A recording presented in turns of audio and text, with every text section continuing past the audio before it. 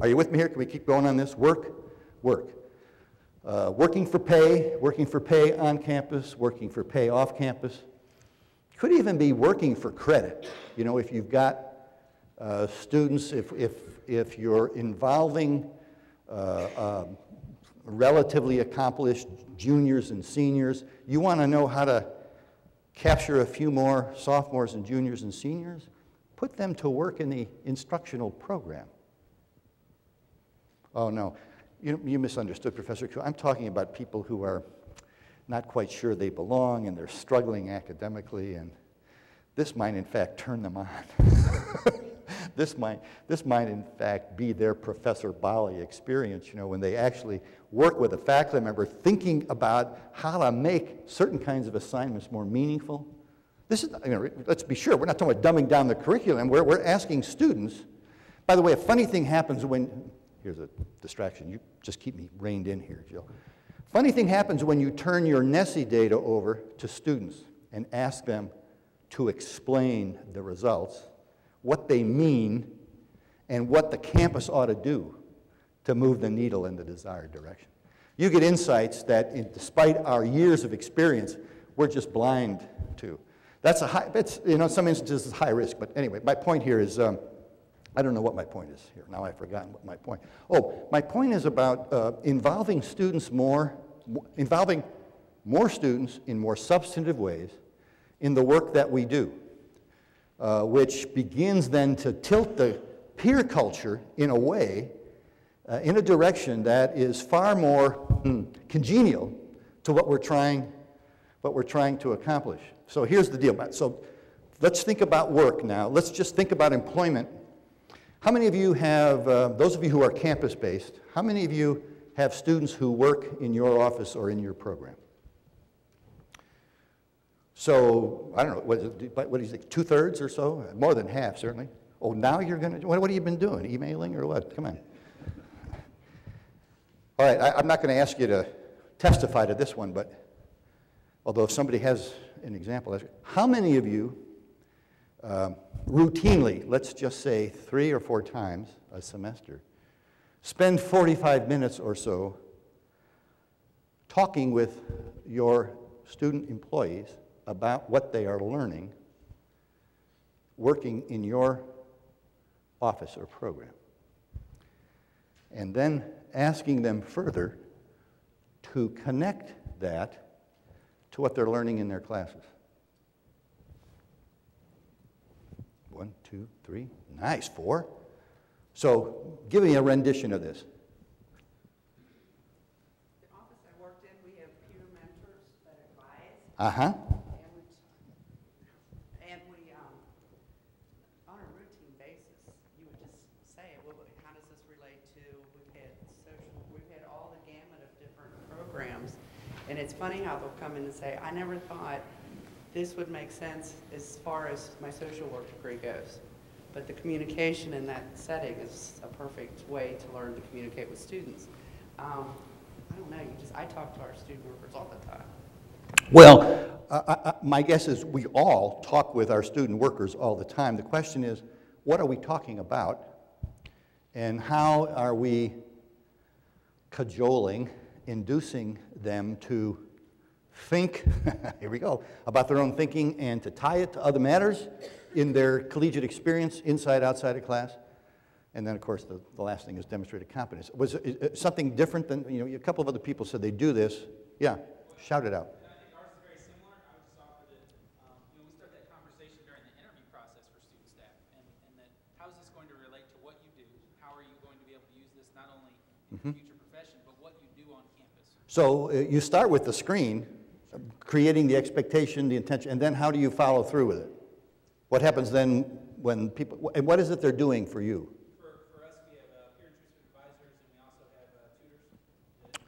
All right, so we're talking about, now these are 2 illustrations of where the work is, I'll say it's naturally tied to the mission of the institution in a way, right? There's nothing wrong with it. I mean, that's terrific. How many of you, well, none of you probably work in food service. All right. Let me just give you some data points. I mentioned the University of Iowa, where I waxed eloquent really one day, and somehow convinced them to do this in a systematic, large-scale way. I didn't know they were going to do this because it happened after I left. So this idea was that they would ask first for volunteers. This is now the Division of Student Services. That's how Iowa got started in this, where they would systematically, in a kind of a focus group setting, talk with students about some specific things. I should say it started in student services, the health service, housing, the union. The librarians heard about this and they got into it the second year of work. And I got to remember to come back to that. Are there any librarians in the room now? We had a few earlier. Anyway, I'll come back to that in a minute, because what happened with the librarians is not a good thing, and it's perfectly predictable. So the idea was, let's put students in groups, those who are getting this so-called treatment, very extensive treatment. They're actually having conversations. These not so sophisticated set of prompts. You can read them yourself. I don't need to read them. They're along the lines we've already talked about. You know, what are you learning here that applies to your studies? What are you learning in your studies that applies here? So on. Now, I don't know whether you folks with the illustrations have experienced this, but so you get the idea here. We're asking students to think about their experiences and to give them practice connecting it, right? I don't know what your experience is like when you first tried this. Can you remember? Yeah, about this. You first posed did you pose questions like this? Have you posed? And generally I do this point of conversation about the classes. Yeah. But, for instance, one of my students is taking an ethics class, so we began to talk about ethics in the job, ethics in life, and ethics. Something that they were already conversant with, you made the connection, or did the student make the connection? We talked about it, because we have ethics in our department. You can't say everything you hear. Yeah. Imagine if you're working in residential services, health, or food service, or something like Iowa folks. Here's what to expect. When you ask, tell me about how you're using what you're learning in class on the job here. You get nothing. Flat line. Often vice versa. I mean, this is not going to be true for every person, but the point about this is most students, I'd say the vast majority, have never been asked a question before. They've never been asked to make these connections. And my argument to you today is these may be among the more important connections for them to see concrete. You know, many of our students best learn through concrete experience. And it's the connection to the concepts and the research and so on that bring these into their concrete experience that brings them to life. Anyway, quickly to go ahead. So they do a they do a survey. They ask students a series of questions. And so the pilot group is the group that had these conversations with their employment supervisors. Some of these are work-study students, some of them are hourly. It's all on-campus stuff here. And I've highlighted in red the statistically significant differences. Remember how we differentiated that this morning. But so the people at Iowa are ecstatic about this experiment.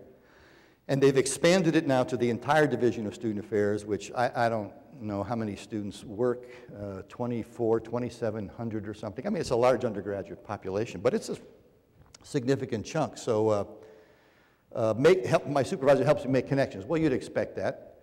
Here's a huge difference. Seeing connections between what they're studying and their work.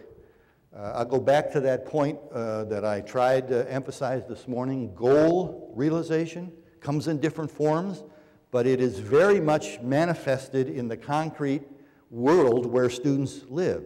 Even though this kind of work may not be the kind of work they intend or have in their mind's eye to do when they finish college, it is a concrete manifestation of meaning. Gives them something else to think and talk about when somebody asks them, how is college going, right? Some other differences here. Critical thinking, I think this is what happens when you, what's it called, the halo effect or the Westinghouse effect or something, you know, when you shine a light on something, students end up, well, any of us, ends up thinking more about it, and the more time and energy we spend on it.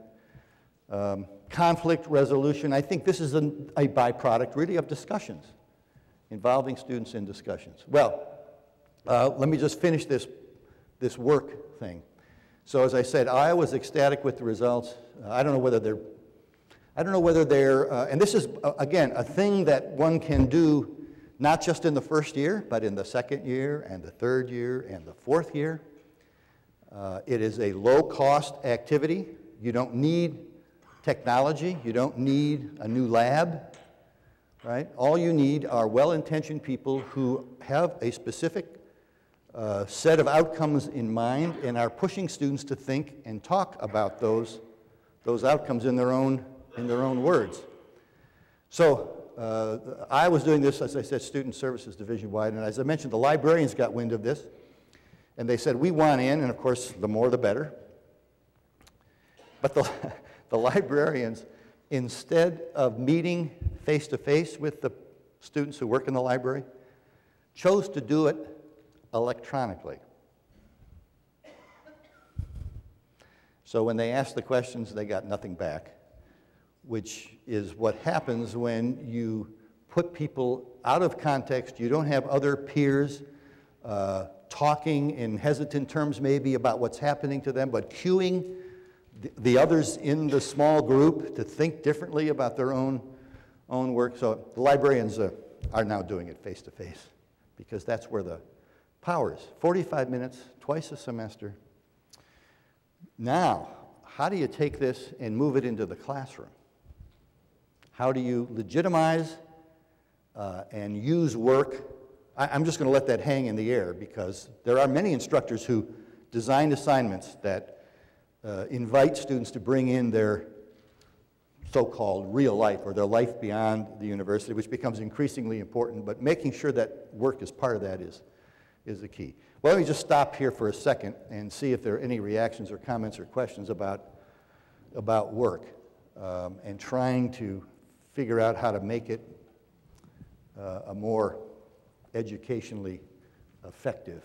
Just an observation, that's why those of us who I'm from Mid-Continent, my colleague over here is from Indiana Wesleyan, we have programs, adult-focused programs, where everybody works. And so part of the curriculum is think about this concept and apply it to your work. And we have very high retention and graduation rates, and I think that's a key factor. Anybody here from Berea? Were the privates invited to this event? Yeah, well, I mean, you don't have to be a work college to make work educationally, is I guess my point. Anything else? Any other comments about this source? All right. This is an uncommon phrase, common intellectual experiences. Probably one of the harder things for us to do on our campuses today, but to structure the curriculum especially, so that more students, are reading and writing about the same topics. The Academy has drifted about as far away from this core central idea, I think, as it possibly can. But we reap what we sow. In other words, if students are not reading and writing or reflecting about the same things, what is it they talk about beyond the classroom?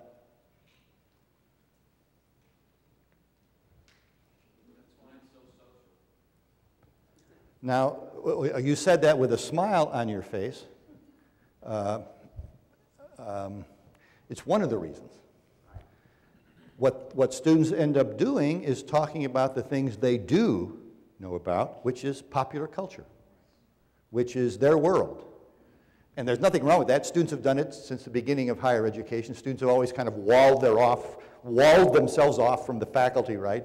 Trying to figure out how to do as many things antithetical to the academic mission as they possibly could. But we're co-conspirators now, and I don't have a brief any further than this, but if students aren't reading, writing about similar topics, then the out-of-class experience is far more challenging to kind of connect, as Pasquarello and Terenzini said in my earlier slide this morning, connect in a meaningful way to what we're trying to accomplish with the academic program. Now, on campuses where there is a course, there's still a few places. See, this is why it's so impossible to think about this, I guess, at a large university. Mostly because we could never get the faculty to agree. That's the big problem. Some places, right, we've tried to do this with a common reading just the 2 weeks before students show up, and that's a great thing, and that could work if you had a first-year seminar, no matter what the topic, that kept returning to that reading through the course of the first year. Now we begin to squeeze a little bit of this common intellectual experience. There are other artificial ways to get it. The learning community, right? This is where students are taking, how many of you, here's the definition, right? This is the block scheduled course where the same students are taking the same 2 or 3 courses. How many of you have such arrangements on your campus? Well, this is good. And do all students at your campus? No. So but we're building in that direction, right? Hopefully, yes. Very quiet, hopefully, yes. Yeah, that was my point earlier about we have all these high impact practices, but just small fractions of students are getting them. But the point about the learning community, if we do it well, right, is we're going to get this to happen. Because students are reading the same stuff. They now have a peer cohort group that's going through the same thing. They may not like it, but they're doing it. So they end up talking more. The data show this. The data show that they end up talking more about ideas outside. Students in learning communities nationally, going back to something Bob King referred to on the academically adrift data point, if you're in a learning community, on average, you're going to spend 20% more time preparing for class. We don't even know how good the learning community is. It's partly, though, peer pressure. It's partly some of this common intellectual, that's a big highfalutin phrase, common intellectual experience. I'm not sure students would report it or label it that way, right? But it's happening to them. So instead of, students texting or writing on those little boards, on their residence hall or apartment doors, meet me downtown for a beer, it's meet me downtown for a beer and let's discuss the math assignment. Because they got that to do together, in addition to having a beer. Don't tell anybody I said that. Well, there are different ways to get there. We're never going to go back to the Common Core, at least most campuses aren't. All right, this is really going to be boring. So writing, we talk a lot about writing and how important writing is, and we all agree that students aren't going to learn how to write unless they write. Bob King mentioned this morning the academically adrift question, how many papers have you written that are 20 or more pages in length? And I can tell you where that question came from. That is the Ted Marchesi Memorial Question on Nessie. And you don't know who Ted Marchesi is, and you don't much care. But he was on the design team, and he said, we ought to have a question that asks students how many long papers they write. The idea in our mind is that if you've written a long paper, what? What does that signify? Surely you can do better than that. You've written a long paper, which means sustained interaction with the topic. That's good. That's good. Toward what end? Toward what end? Well, when you have a goal in mind and you're looking at various ways this topic is your focus. Yeah, okay. That will help you become a better writer, or will that help you become a better thinker? Hopefully both. All right. Why else would we want people to write long a long paper or, yeah. Because the problems they're going to face are going to be complex. So sometimes to be able to get into and to understand something, you have to go into. You got to dig deep and you got to unravel it and pursue maybe different paths of explanation. Well, these are all good reasons, yeah.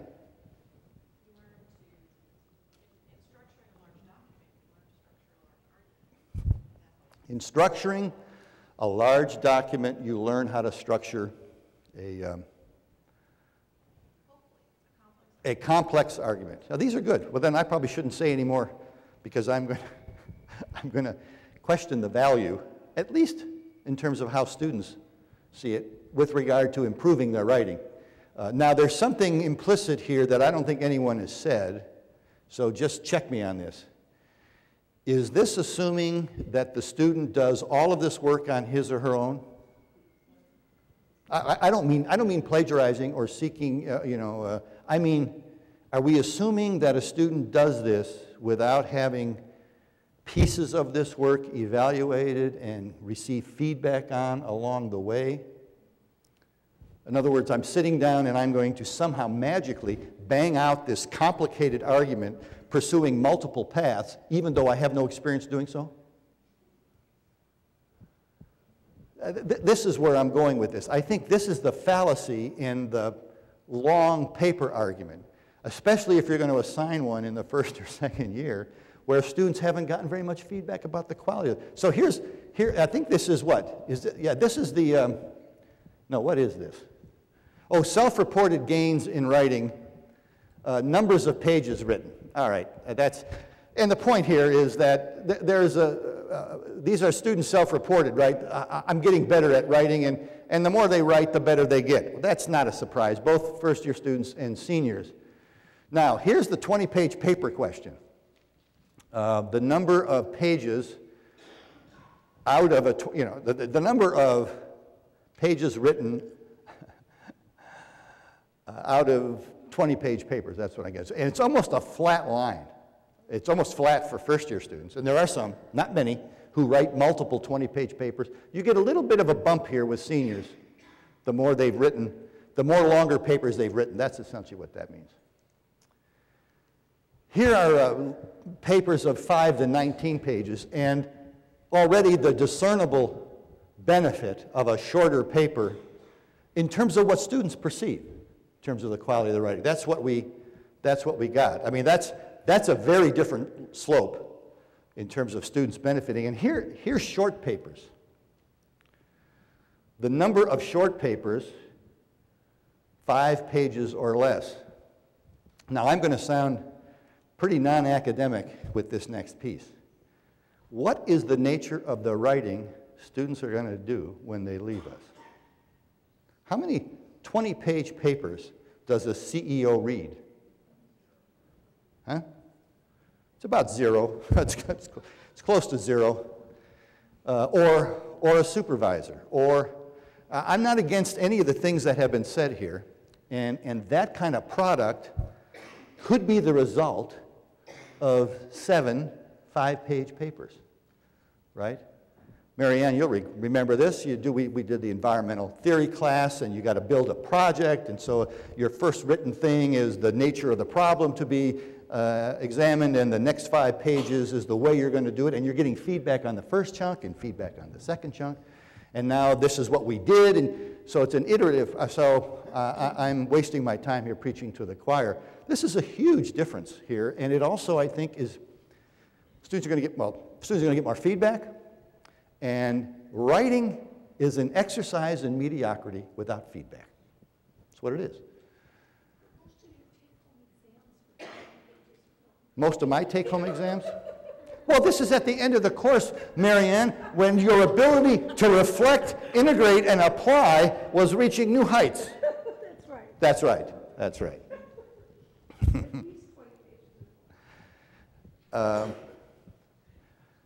This is a risky question. Did you get feedback on that paper? With you, yes, always. Almost on every page. Almost on every page. I didn't write enough times, good point, but I wrote a lot of awkward or needs clarification, or, well, and that's what we, if we are giving students long, complicated projects, we also need to give them feedback about the quality of their work on that project, or it is time. All right. I don't know, do we want to spend any more time on this? I mean, the writing people have really begun, I think, I shouldn't say have begun. The people who teach writing and who are looking at how you make writing a more, for better or worse, engaging activity. I mean, they got some clear-cut strategies for how to get this work, not to increase the intensity of it, but how to engage students more deeply in the writing exercise, right? To lay the ideas out first, whether it's with the instructor or a classmate, involving peers in this conversation, right? Getting feedback from somebody else. My first year of doctoral, remember, I wrote for the college newspaper. I was an English major. I was pretty smart. I was a legend in my own mind. And I'm now out, having worked for 4 years, I'm in my first year of doctoral study, and I am getting papers back, especially from, what was her name? Diane, let's call her Diane Larson. And man, she was chewing me up. These are short 4 or 5 page papers on theories of personality, and it was like looking at a holiday tree. There was more red, and I'm thinking, oh, I've left a good full-time job, and I'm being decimated because I can't write. Well, and the best piece of advice she gave me was, before you give this paper to me, give it to somebody else. Because what you think is a clearly expressed idea may not be so. And fortunately, I had a guy working in the same office. I gave him, now this means, of course, you had to have the paper done a day before. Yeah, there are other issues here, but as, what is a better strategy, even in our own work, right? If you prepare things for publication, you're probably like me. You don't send them off unless you got somebody else's eyes on. Anyway, you get the point here. These are things that if you want students to spend more time, which is very quality time, and benefit from it, you see. So, and there are ways that we can, this, by the way, is beginning, maybe not in the most direct way you asked, but this is beginning to flesh out the characteristics of what makes an experience potentially high impact. If you just read through this list, so we can write and it can be somewhat beneficial or not, but if we're serious about making writing a high impact experience, we would assign built in to the class more of these constructing meaning tasks, right? All right, enough about that. And enough about that. This is back to our basketball coach analogy, being much clearer and not expecting students to divine what is supposed to be happening to us. I don't know whether you're taking pictures of that slide or whether you're looking at family photos, or just to say that these will be available to you also. So, we know how to get students from here to there, as I said at the very end, or posted at the very end of the morning session. More clearly structured assignments. And across the board, when students do them, they benefit. And I cannot say enough about feedback.